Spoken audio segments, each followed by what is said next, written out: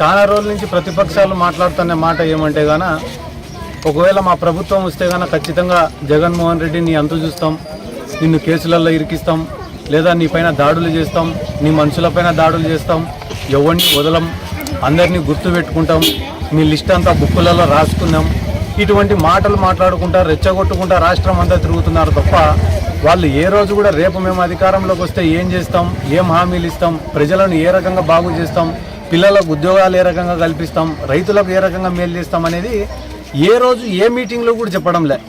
వాళ్ళు పొద్దున్న లేచినప్పటి నుంచి ఏ రకంగా ప్రజలను రెచ్చగొట్టాలా, ఏ రకంగా కార్యకర్తలను రెచ్చగొట్టాలా, తెలుగుదేశం కార్యకర్తలను ఏ రకంగా రెచ్చగొట్టాలా, వైఎస్ఆర్ కాంగ్రెస్ పార్టీ కార్యకర్తలను ఏ రకంగా భయపెట్టాలా, అధికారులను ఏ రకంగా భయపించి లొంగ తీసుకోవాలా అనే ఉద్దేశంతో వాళ్ళ మాటలు ఉన్నాయే తప్ప ఏ రోజు కూడా ప్రజలకు ఉపయోగకరంగా వాళ్ళ మాటలు లేవు. దాంట్లో భాగంగానే ఈరోజు ఈ దాడి జరిగిందనే ఉద్దేశంలో మేము భావించాల్సి వచ్చినటువంటి అవసరం ఉంది ఈరోజు. ఎందుకంటే గాన ప్రశాంతంగా జరుగుతూ ఉంది బస్సు యాత్ర.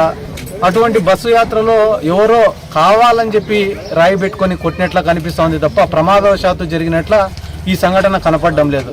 అంత పెద్ద గాయమైంది. జగన్మోహన్ రెడ్డి గారికి గాయం కాకుండా మళ్ళీ మాజీ మంత్రివర్యులు వెల్లంపల్లి శ్రీనివాస్ గారి కంటికి కూడా గాయమైందంటే కావాలని ప్రీ ప్లాన్డ్గా చేసిన అంశం మాదిరిగా కనిపిస్తుంది తప్ప ఇది ఏదో ప్రమాదవశాత్తు జరిగిన అంశం మాదిరిగా కనపడడం లేదు. ఖచ్చితంగా దీనిపైన లోతైన విచారణ జరగాల.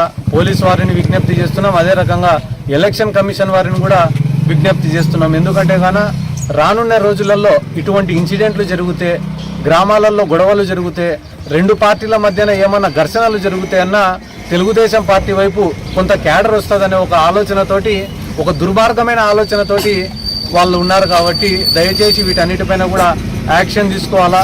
ఒక ముఖ్యమంత్రి గారిపైన ఇంత పెద్ద ఇన్సిడెంట్ జరిగిందంటే గాన సామాన్య ప్రజలు కూడా భయపడతారు. కాబట్టి ఖచ్చితంగా ఎన్నికల కమిషన్ ఇమ్మీడియట్గా దీనిపైన చర్యలు తీసుకోవాలని చెప్పి కోరుకుంటున్నాను.